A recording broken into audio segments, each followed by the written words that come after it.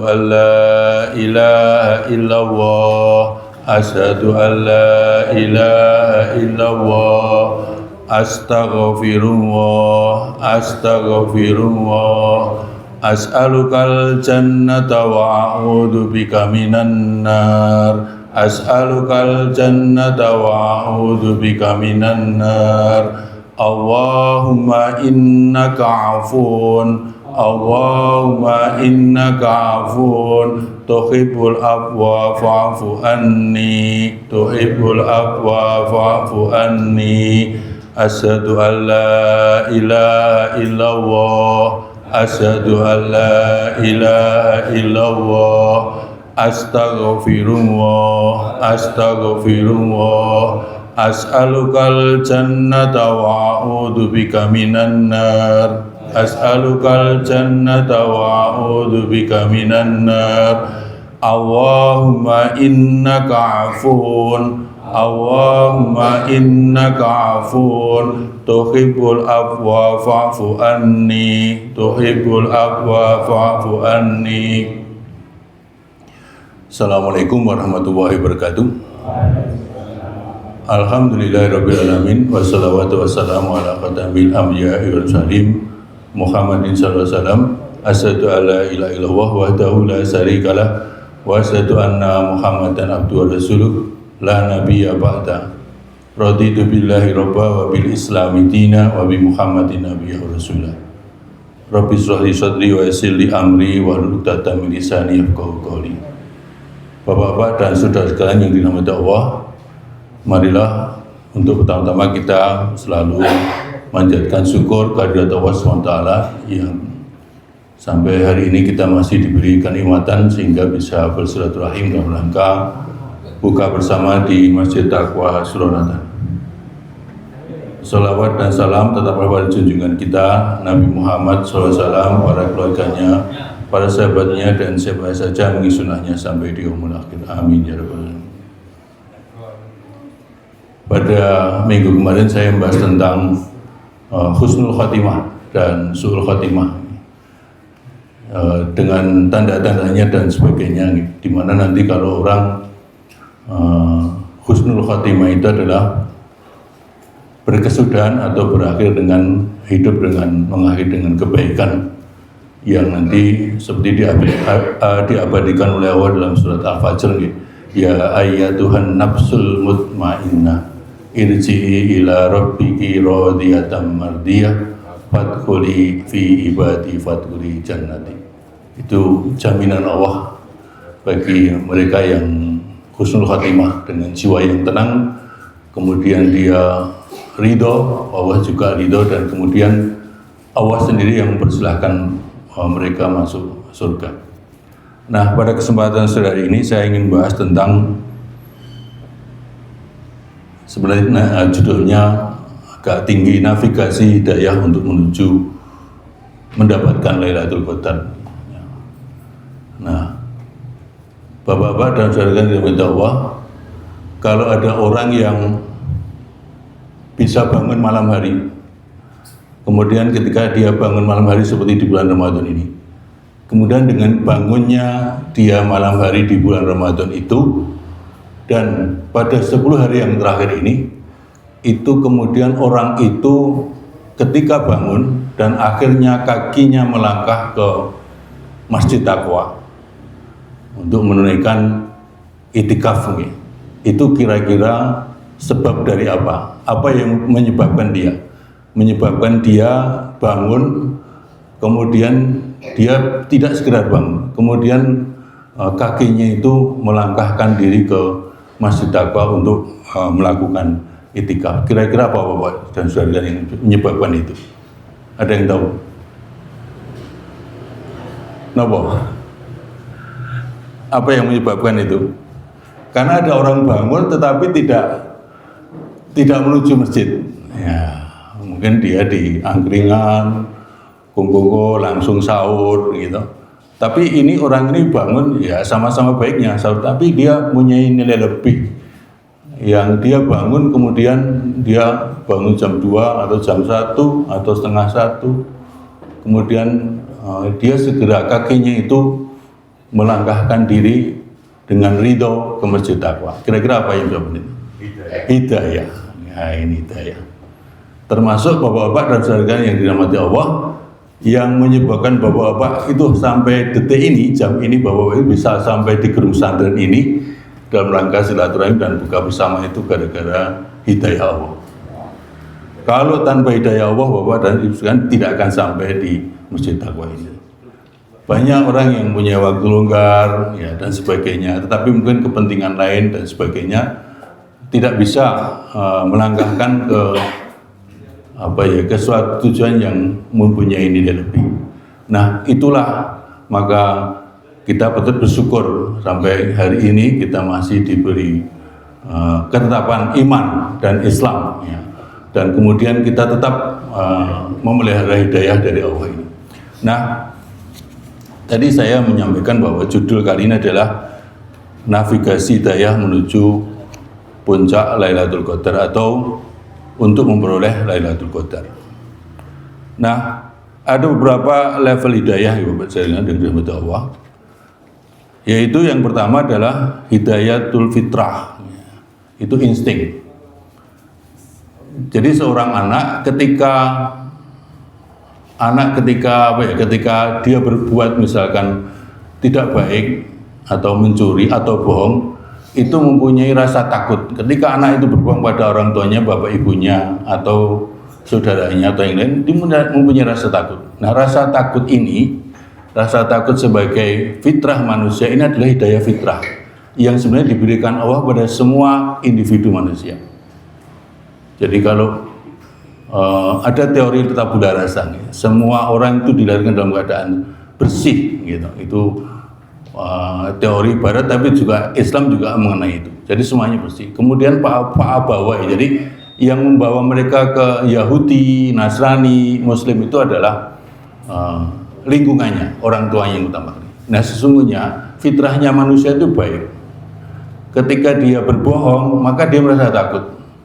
Kemudian ketika dia tidak jujur atau mengkhianati temannya, ini dia merasa takut. Itulah hidayah yang diberikan Allah yang merupakan hidayah fitrah yang semua orang tahu. Walaupun nanti dalam perjalanannya itu hidayah fitrah itu akan terganggu dengan yang lain-lain. Tapi awalnya seorang itu punya hidayah fitrah. Bahkan sampai dia beragama lain pun dia masih punya hidayah fitrah. Artinya dia berbuat jahat itu ini adalah sebuah kejahatan. Artinya tidak baik untuk hubungan manusia horizontal. Sekalipun dia akidahnya tidak Islam. Ini yang pertama, hidayah fitrah. Jadi walaupun dia Katolik dan sebagainya, itu sama-sama dia masih punya itu, ya. Membunuh itu tidak baik, ya kan. Kemudian apa? Menzalimi orang lain tidak baik, itu semuanya punya itu. Walaupun akhirnya dia masuk ke agama yang lain, tapi masih ada hidayah kecil yang ada di sana. Yang kadang-kadang nanti di perjalanan itu menjadi pertarungan. Ada yang dipanggil kembali oleh Allah, dia masih mau, ada yang sudah nggak mau. Betul-betul dia sudah bukan Muslim lagi. Nah, ini yang pertama, hidayah fitrah. Kemudian yang kedua adalah hidayah akal. Hidayah akal. Jadi semua orang manusia diberi akal. Jadi dia bisa membaca fenomena alam ini atau semua kejadian ini sehingga bahwa akalnya itu menunjukkan dia kepada hidayah, kepada Islam. Nah, ini banyak para tokoh ilmuwan di Eropa yang masuk Islam itu gara-gara ini, akal ini. Jadi ada profesor di Barat itu yang menyelam di tengah laut, ternyata di laut itu terbelah ada air tawar, ya, tidak air asin aja. Kemudian dia mencari dengan literasi berbagai buku, mencari sumbernya. Ini betul enggak? Ini kelainan atau betul atau enggak? Nah, ternyata kemudian dia dengan koleganya dari Pakistan menyampaikan itu, dan itu ada ternyata di surat Ar-Rahman, Quran surat Ar-Rahman. Jadi maka kemudian dia masuk Islam. Nah, ini jadi kan dari akal itu kemudian dipanggil kembali, yang dulu dia punya hidayah fitrah itu kemudian bukan beragama Islam, kemudian dipanggil lagi dengan hidayah akal itu. Nah, ketemu dengan hidayah akal itu kemudian dia masuk Islam. Gitu. Ini jadi ada dua, yang kedua. Termasuk kalau bapak-bapak masih ingat ya, ini tahun berapa ya, yang masih ingat, yang masih muda nggak ngerti, dulu ada artis Sophia Latjuba ya. Masih masih kenal ya Sophia Latjuba yang Nasrani itu ya. Istrinya siapa itu? Suaminya siapa? Indra Lesmana. Nah, ketika sudah cerai ya, Indra Lesmana sudah cerai ini, kemudian dia kena ini hidayah akal ini.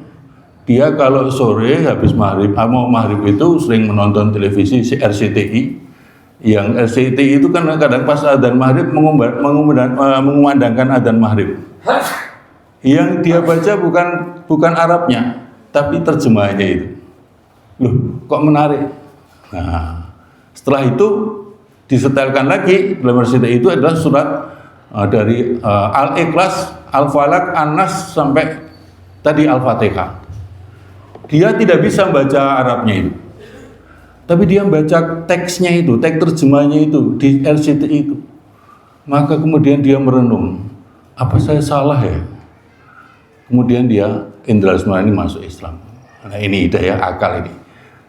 Jadi sebenarnya hidayah itu yang menunjukkan kita ke arah Islam itu banyak sekali. Tidak ada orang beralasan enggak ada kok, dia enggak ada. Tapi memang semua hidayah ini juga yang membawa adalah Allah sendiri. Yang memberi adalah, termasuk saya katakan tadi, Bapak-bapak sore ini menuju ke sini dengan meringankan langkah atau perbuatan kebaikan yang lain selain buka bersama di sini, baca Quran dan sebagainya, itu adalah semuanya adalah dari hidayah Allah. Tidak bisa kita mengatakan, oh itu kan saya sendiri, nggak bisa. Jadi itu panggilan Allah. Ya, karena banyak orang yang mampu dan ringan tapi tidak bisa melakukan itu. Ya, ini ya. Nah, kemudian berikutnya adalah hidayah wahyu. Nah, ini hidayah wahyu lebih tinggi dari tadi itu. Hidayah fitrah, ya. Kemudian akal, kemudian hidayah wahyu. Ya. Hidayah wahyu ini sebenarnya orang ini sudah apa ya? Sudah mendekat dengan Islam, Kemudian dia baca kebenaran Islam dan sebagainya, dan akhirnya dia masuk Islamnya tambah kuat. Nah, ini kan juga panggilan dari Allah. Jadi dia membaca firman Allah dan sebagainya dari wahyu-wahyu Allah itu, kemudian dia semakin kuat dan akhirnya semakin kuat. Namun tetap saja kita itu kadang-kadang terpeleset. Makanya di dalam doa kita setelah sholat, Rabbana la tuzigh qulubana ba'da idh hadaitana wa hab lana min ladunka rahmah innaka antal wahhab. Jadi ya Allah, tetapkanlah aku dalam hidayah ini. Jangan kembalikan pada tidak hidayah lagi. Itu seperti itu. Ya, hidayah wahyu ini. Ya. Kemudian yang keempat adalah hidayah taufik. Nah, hidayah taufik ini kita masih minta terus.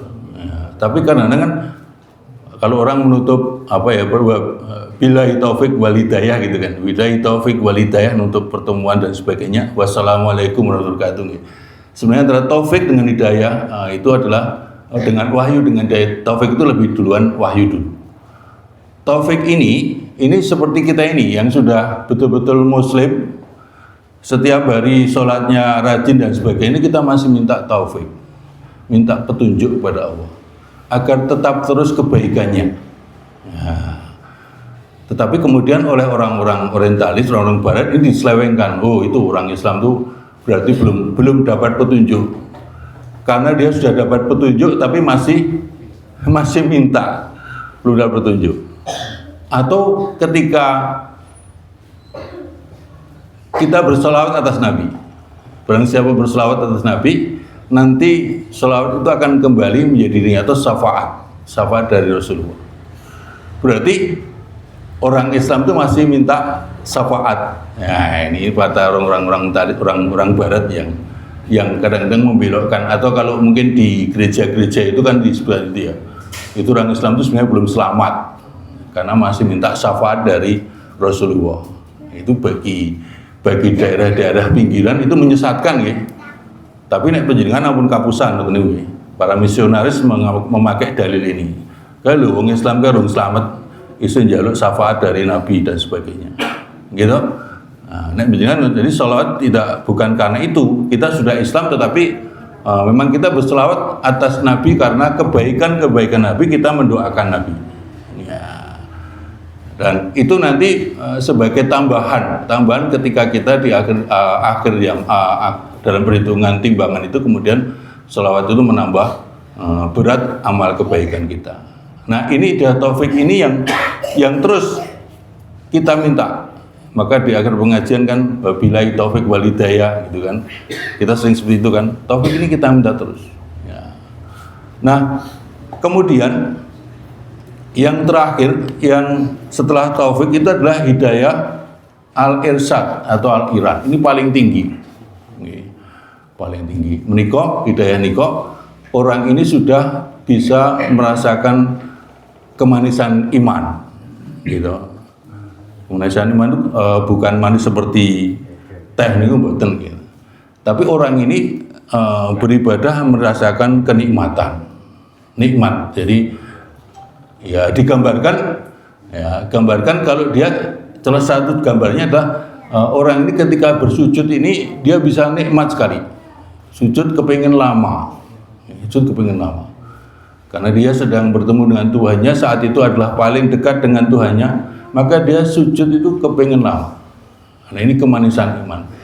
Ketika orang ini beribadah, berdoa, bisa meresapi doanya, bahkan bisa sampai menangis, melihat kebesaran Allah bahwa dirinya ini, nasibnya ini, semata-mata dia sebagai makhluk yang paling rendah, itu semuanya ditentukan oleh Allah.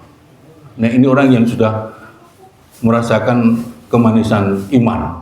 Jadi seperti digambarkan al-ihsan. Ihsan itu beribadah seolah-olah melihat Allah. Al-ihsan antuk minu billah ta'budahu ka'annaka tarahu fa ilam yara fa innahu yara. Jadi dia beribadah itu seolah-olah melihat Allah. Kalau dia tidak melihat Allah, maka dia ibadah itu merasa diperhatikan Allah. Padahal ibadah itu tidak hanya ketika kita sedang sholat. Seluruh aspek kehidupan manusia itu adalah ibadah. Ya kan? Wa ma khalaqtul jinna illa liya'budun. Dan tidak aku ciptakan jin dan manusia kecuali untuk apa? Beribadah. Nah, pada tingkatan ini dia sudah merasakan kenikmatan iman. Bahwa Allah itulah adalah kekasihnya. Dia tidak bisa meninggalkan ibadah-ibadah yang wajib, yang sunnah pun tidak ditinggalkan, apalagi yang wajib. Jadi dia merasa kalau semakin berkurang ibadahnya, dia sudah merasa dalam hatinya semakin jauh daripada Allah. Sedikit dia merasa jauh, maka dia merasa bahwa mesti ibadah saya kurang. Ini orang-orang yang sudah merasakan kenikmatan iman. Ya. Nah, sebenarnya ini yang akan dicapai di bulan Ramadan ini, kemanisan iman ini. Sehingga hubungan kita dengan Allah itu hubungan yang sangat bagus, juga hubungan dengan sesama manusia itu sangat bagus. Jadi dikatakan tauhid kepada Allah, kemudian tauhid sosial kepada manusia. Tidak lagi dia berbuat salah pada orang lain, tidak lagi berani berbuat salah pada orang lain, tidak lagi dia berani merendahkan orang lain. Tidak lagi dia berani mengkhianati orang lain. Ya. Jadi hatinya itu teguh kepada Allah dan sesama umat manusia. Ini mungkin salah satu contohnya, mungkin Bapak-bapak dan saudara ya, mungkin perang Iran sama Amerika dan Israel ini mungkin oleh Allah disengaja dijatuhkan di bulan Ramadan. Dan di medsos kan kemudian kita melihat ada orang yang mengatakan ini kan perangnya Syiah sama Sunni dan sebagainya ya. Ini sebetulnya menguji kita berpihak di mana? Gitu. Kita mau berpihak di mana? Sekarang bukan masalah tentang Sunni dan Syiah, gitu. Jangan sampai nanti kalau saya ngomong ini dikira Syiah, gitu. Bukan tentang Sunni dan Syiah. Seperti di zaman Rasulullah dulu, ketika Romawi berperang dengan bangsa Persia, gitu, itu jelas orang-orang kafir Mekah itu dia berpihak kepada Persia. Yang waktu itu Persia itu adalah pagan, menyembah selain Allah, agama pagan. Kemudian para sahabat berpecah. Ada yang ingin memihak Persia karena lebih dekat, ada yang memihak ke Romawi. Abu Bakar sendiri membela ke Romawi. Romawi pada saat itu tidak Islam, tetapi ahli kitab. Nah, kemudian dua sahabat ini kemudian akhirnya bertentangan dan akhirnya sampailah ke Rasulullah, ditanyakan ke Rasulullah. Sesungguhnya perang antara Romawi dengan Persia ini sebaiknya kita memihak siapa? Nah, kemudian Rasulullah mengatakan, kalau engkau bertanya kepada aku, maka aku memihak ke Romawi. Mengapa? Karena Romawi pada saat itu ada ahli kitab, yaitu agama-agama lain, yang agama langit yang lebih dekat dengan Islam. Sedangkan Persia waktu itu adalah akidahnya bukan Islam, syirik, menyembah pagan. Jelas lebih dekat ke sana. Nah, kalau kita putar balik ke sekarang ini ya, Bapak dan Saudara ya, yang sekarang ada perang Iran dan Israel, Amerika, yang kemudian mayoritas di Timur Tengah itu adalah Sunni, dan orang-orang Iran itu dilabelkan sebagai Syiah, walaupun ada Sunninya juga ya. Kemudian kita memihak siapa? Nah, ini bukan tentang Syiah dan Sunni, tetapi sekarang ini adalah ketika Iran membela Palestina, gitu. Palestina itu membela negara atau daerah yang didolimi, maka sudah sepantasnya lah kita melihat bukan tentang Israel dan negara-negara yang membela Israel, Sunni, tetapi tentang kedoliman. Nah, maka sepantasnya lah kita memihak ke Iran, kita mendukung ke Iran. Ini tentang keberpihakan kita pada kebenaran. Contoh lagi misalkan, pada saat Nabi Ibrahim dulu dibakar oleh Raja Sabangi, adik-adik, Nabi Ibrahim oleh Raja, ayo, masih ingat gak? Raja yang membakar Nabi Ibrahim siapa? Namrud. Ya. Nah, ketika Ibrahim dibakar oleh Namrud, ya, dikisahkan ada burung pipit yang mengambil tetesan air untuk memadamkan api yang membakar Ibrahim ini. Kemudian burung pipit ini diejek oleh cicak. Apa gunanya kamu membawa setetes air dengan kobaran minyak itu? Enggak akan memadamkan itu. Apa jawaban burung pipit pada saat itu? Ini bukan tentang nanti air yang saya bawa dengan tetesan akan memadamkan api atau tidak, tetapi keberpihakan saya. Jadi saya ikut berpihak pada Ibrahim, bukan diam saja gitu. Nah, ini juga tentang itu. Jadi keberpihakan kita pada Iran adalah karena keberpihakan adalah negara yang berani memberantas kezaliman saat ini adalah Iran. Itulah Bapak sekalian ya. Bila hati kita telah hidup tadi sudah pada sampai puncaknya tadi, ya, hidayah yang tadi itu al-irsyad tadi, ya, maka disitulah kemudian kita nanti mudah lagi membaca fenomena-fenomena kejadian sehari-hari yang kita hadapi. Kemudian setelah membaca, lantas kita berpihak kemana? Berpihak pada kebenaran yang diridhoi oleh Allah. Nah, sampai di sana Pak. Nah, inilah yang akan sesungguhnya membawa kita pada 10 hari yang terakhir ini. Hati kita yang sampai pada kemanisan iman. Maka Lailatul Qadar itu tidak serta-merta, ya. Bahkan ada aturan-aturannya. Nah, siapa yang mau mendapatkan Lailatul Qadar, ya paling mudah itu ya di masjid. Walaupun ada orang yang menyampaikan kalau sedang masak ibu-ibu dapur di rumah bisa, tapi paling mudah itikaf itu adalah di masjid dan syaratnya dia harus berwudu. Syaratnya berwudu, suci. Ya. Niat itikaf masuk berwudu. Itu paling mudah itu. Kemudian yang paling mudah yang lain apa? Adalah dia sholat isya dan subuh berjamaah. Jadi dari hadis Muslim dikatakan barang siapa sholat isya berjamaah, ya, maka dia mendapatkan separuh ibadah malamnya. Barang siapa sholat subuh berjamaah, maka dia mendapatkan seperti ibadah semalam. Maka ini syarat minimal. Jadi kalau mau mendapatkan Lailatul Qadar, paling tidak panjenengan sholat isya dan sholat subuh berjamaah di masjid. Syukur-syukur tidak cuma subuh aja, subuh, duhur, asar, maghrib, isya di masjid. Nah itu ya. Berikutnya, syarat mendapatkan Lailatul Qadar.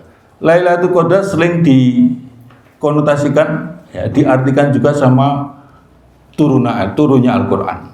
Syahrul Ramadan alladzi unzila fihil Quran dan seterusnya. Hudal linnas, petunjuk bagi Indonesia.